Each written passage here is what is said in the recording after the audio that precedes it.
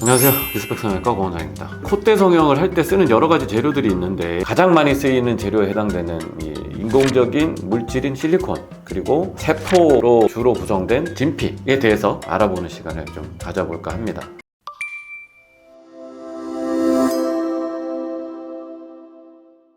현재 가장 많이 사용되고 있는 실리콘은 기존에 대량 생산된 실리콘, 두 번째는 AI와 3D 그래픽을 이용해서 본인의 뼈 모양에 맞게끔 실리콘을 직접 제작해서 사용하는 1:1 방식의 실리콘이 가장 많이 언급되는 실리콘이 되겠습니다. 실리콘의 장점은 우리가 지금 현재 몸에 쓸 수 있는 여러 가지 합성 물질 중에서는 비교적 안전한 편에 속한다는 장점이 있고, 모양적으로 우리가 흔히 말하는 코의 라인이나 이런 여러 가지 미용적 측면에서 봤을 때 가장 매끄럽고 일관되게 예측성을 가지는 미용적인 장점을 가지는 재료이기는 합니다. 다만 실리콘의 큰 단점은 합성 물질이기 때문에 우리 몸에서 일으킬 수 있는 여러 가지 거부 반응이나 염증 반응 등등의 부작용과 관련된 단점이 고민해야 되는 부분이기는 합니다. 두 번째로 가장 많이 쓰는 재료에 해당되는 것이 바로 진피입니다. 진피는 우리가 살에 있어서 표피, 제일 바깥쪽에 있는 이 살색 부분을 살짝 벗겼을 때 나타나는 표피 바로 아래층의 세포의 덩어리를 우리는 진피라고 합니다. 진피를 구성하는 여러 가지 세포들이 존재하는데, 이런 진피를 내 몸에서 직접 채취해서 하는 방식은 자가진피 방식이 되고, 진피층에 해당하는 이 구조물을 인위적으로 세포를 통해서 만들어낸 걸로 우리가 사용하는 부분이 인공진피가 되겠습니다. 자가진피는 자기 거를 떼서 쓰기 때문에 엉덩이 등의 부위에 이제 흉터가 남는 단점이 있지만 가장 또 안전하게 쓸 수 있는 최선의 재료라는 장점이 있기도 합니다. 자가진피의 가장 큰 또 단점이라고 한다면 흡수율이 꽤나 되기 때문에 작게는 30%에서 많게는 60%까지도 보기 때문에 결국에는 코 모양을 최종적으로 어떻게 마무리가 될지에 대한 예측이 좀 떨어진다는 단점이 있습니다. 그에 반해 이제 크게는 진피에 해당되는 스트럭처를 남겨놓고 세포를 싹 빼버린 이 진피 구조를 이용하는 것들이 인공진피, 즉 제일 많이 사용되고 있는 진피에 해당됩니다. 진피는 굳이 코뿐 아니라 재건 영역에서도 많이 사용되고 있고, 미용적인 영역이 코 부분뿐 아니라 다른 여러 분야에서도 사용되고 있습니다.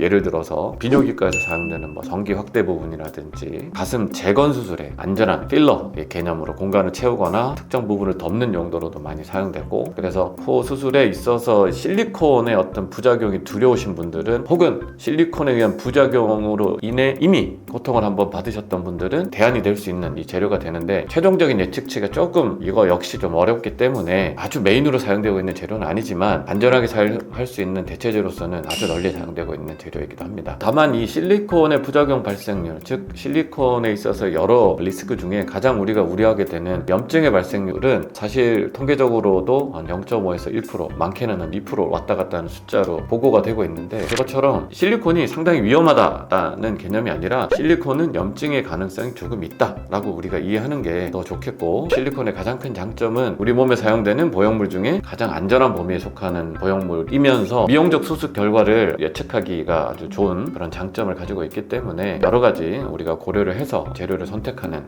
방향으로 고민을 해볼 수 있겠습니다. 오늘은 진피와 실리콘에 대한 이야기를 조금 더 해봤는데, 내 몸에 사용하는 재료에 대한 근거가 됐으면 하는 바람이었습니다. 이상 미스펙 성형외과 고원장이었습니다.